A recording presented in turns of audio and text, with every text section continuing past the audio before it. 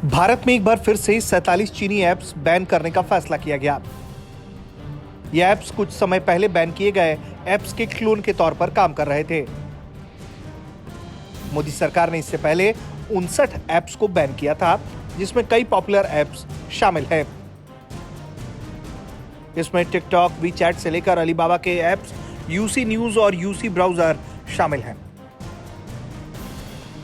सरकार के सूत्रों के मुताबिक सरकार के रडार पर ऐसे ही 250 से ज्यादा चीनी ऐप्स हैं जिन्हें नेशनल सिक्योरिटी के वायलेशन को लेकर जांच के दायरे में रखा गया है।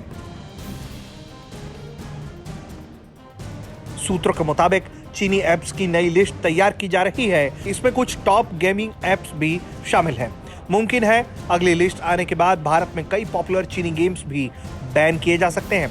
रिपोर्ट के मुताबिक मोदी सरकार चीनी ऐप की लिस्ट बनवाकर ये चेक कर रही है ये ऐप किस तरह से राष्ट्रीय सुरक्षा या लोगों की निजता के लिए खतरे का सबब बन रहे हैं, और अगर कोई अनियमितता सामने आती है तो हो सकता है कि ये ऐप झट से बंद कर दिए जाए।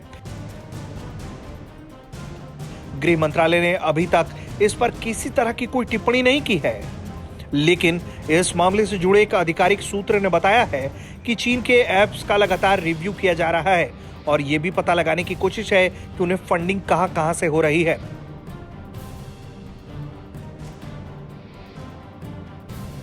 क्योंकि कुछ ऐप्स राष्ट्रीय सुरक्षा को खतरा बताए जा रहे हैं, जो कुछ ऐप डेटा शेयरिंग और निजता के नियमों का उल्लंघन कर रहे हैं।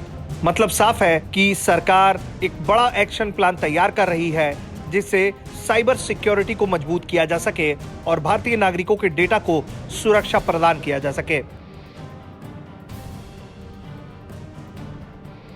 चारों तरफ बुरी नीयत से हाथ पैर फैलाने वाला चीन अब बुरी तरह से घिर चुका है। चीन की विस्तारवादी नीति की निंदा तो होती ही है, लेकिन अब उसके साथ अलग अलग देश व्यापारिक संबंध भी तोड़ रहे हैं। सरकार की तरफ से नए ऐप्स बैन को लेकर कोई स्टेटमेंट जारी नहीं किया गया है।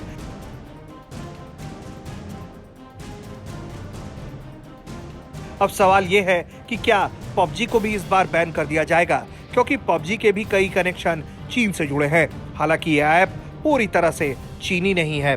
ब्यूरो रिपोर्ट, भारत तक।